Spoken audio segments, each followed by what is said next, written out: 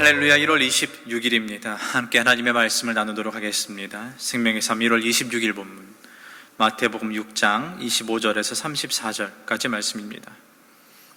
마태복음 6장 25절에서 34절까지의 말씀 저희가 함께 읽도록 하겠습니다. 그러므로 내가 너희에게 이르노니 목숨을 위하여 무엇을 먹을까 무엇을 마실까 몸을 위하여 무엇을 입을까 염려하지 말라. 목숨이 음식보다 중하지 아니하며 몸의 의복보다 중하지 아니하냐.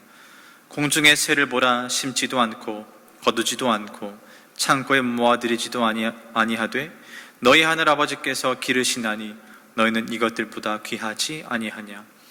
너희 중에 누가 염려함으로 그 키를 한 자라도 더할 수 있겠느냐. 또 너희가 어찌 의복을 위하여 염려하느냐. 드레베 카프아가 어떻게 자라는가 생각하여 보라. 수고도 아니하고 길쌈도 아니하느니라. 그러나 내가 너희에게 말하노니 솔로몬의 모든 영광으로도 입은 것이 이 꽃 하나만 같이 못하였느니라. 오늘 있다가 내일 아궁이 던져지는 들풀도 하나님이 이렇게 입히시거든 하물며 너희일까 보냐. 믿음이 작은 자들아. 그러므로 염려하여 이르기를 무엇을 먹을까 무엇을 마실까 무엇을 입을까 하지 말라. 이는 다 이방인들이 구하는 것이라. 너희 하늘아버지께서 이 모든 것이 너희에게 있어야 할 줄을 아시느니라. 그런즉 너희는 먼저 그의 나라와 그의 의를 구하라. 그리하면 이 모든 것을 너희에게 더하시리라. 그러므로 내일 일을 위하여 염려하지 말라. 내일 일은 내일이 염려할 것이요 한날의 괴로움은 그날로 족하니라. 아멘. 오늘 본문의 말씀은 어제의 이야기에서 이어지는 본문입니다. 어제 주님 뭐라고 말씀하셨습니까? 두 주인 섬기지 말라고 말씀하셨습니다. 하나님과 재물, 이 두 주인을 동시에 섬길 수 없다고 말하셨어요. 그리고 너의 보물이 있는 곳에 너의 마음이 있다. 그 마음을 보이는 세상의 것이 아니라 보이지 않는 하나님에게 두어야 한다.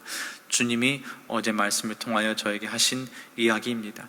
그리고 나서 오늘 본문의 시작이 이렇게 말씀하세요. 그러므로 염려하지 말라. 염려하지 말라. 주님의 이 말씀이 중요합니다. 나의 눈과 마음이 있는 그곳에 나의 보물에 우리는 염려를 두기 마련입니다. 그 보물을 염려하기 마련이에요. 그러니까 주님이 염려하지 말라고 하신 것은 이 세상에 먹을 것, 입을 것, 그것들을 놓고서 염려하지 말라는 겁니다. 사실 주님의 이 이야기는, 염려하지 말라는 이야기는 당시 이 주님의 이야기를 듣고 있던 사람들에게는 굉장히 큰 충격과 도전을 주었을 겁니다. 산상수훈의 말씀의 대상은 대부분은 가난한 사람들이에요. 여인들이에요. 아이들, 사회적 약자들입니다. 그들은 시간적 여유가 있었기 때문에 당시 주님을 쫓아 올라왔을 겁니다. 그러면서 계속해서 하나님의 말씀을 들었을 거예요. 근데 시간적 여유가 많다는 것은 무엇을 말합니까? 이와 반대로 경제적 여유가 없다는 것을 뜻하기도 합니다. 그러니까 주님은 세상 염려, 근심, 걱정 가득한 사람들을 모아놓고서 염려하지 말라고, 걱정하지 말라고 말씀하고 계시는 겁니다. 그렇기 때문에 그 사람들에게 충격과 도전을 줬던 거예요. 자, 그렇다면 왜 우리는 이 세상의 것을 놓고서 염려하지 않아도 되는가? 어떻게 염려하지 않을 수 있는가? 답은 간단합니다. 예수님 말씀하셨어요. 하늘의 새도 그들이 직접 농사를 짓지는 않지만 하늘 아버지께서 직접 먹을 것을 주시는데 너희는 그 새들보다 귀한 자녀들이 아니냐, 이렇게 말씀하신다는 거예요. 세상은 너희를 책임져 주지 않는다. 로마 제국은 너희를 책임져 주지 않는다. 제사장들, 바리새인들, 서기관들이 너희들의 인생을 책임져 주지 않지만 하늘에 계신 하나님 아버지는 너희의 인생을 책임지시는 분이다. 이게 주님이 하시는 말씀입니다.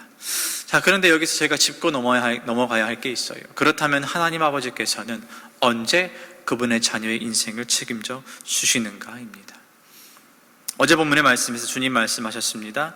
두 주인을 섬기지 말라. 너의 마음을 하늘에 두든지 하나님 아버지께 두든지 재물에 두든지 하나만 하라. 결국 우리의 마음의 주인이 하나님 되실 때 이게 가능한 겁니다. 그래서 33절에서 말씀하신 대로 우리가 먼저 구해야 할 것은 나의 것이 아니라 먼저 하나님의 나라와 하나님의 의를 구할 때 하나님께서 이 모든 것을 우리에게 주신다 말하고 계십니다. 그러므로 중요한 것은 나의 마음이 먼저 어디를 향해 있는가가 중요한 거예요.